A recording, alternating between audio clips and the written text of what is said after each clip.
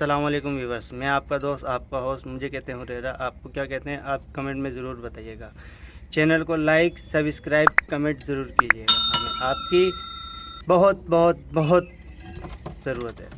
ये देखिएगा, ये मेरे बीमार कबूतर थे, दोस्त ने दिए थे मुझे। उन्हें कहा कि यार इसका ट्रीटमेंट कर लें, ट्रीटमेंट करके ये आप अपने पास ही रख लीजिएगा। ब्रीडर सेटअप बनाने का सोचा है मैंने। इसके अंदर मेरे पास जो है रोशन चिराग भी है, वाइट बार है, दालबंद हैं, खेरे हैं माशाल्लाह से।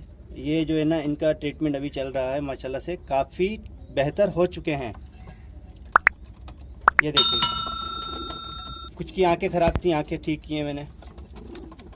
कुछ बीमार थे, उनको सेट किया है मैंने। बस इनका जो है ना अभी चल रहा है, प्रोसेस में ये। बाकी मैंने आज अपने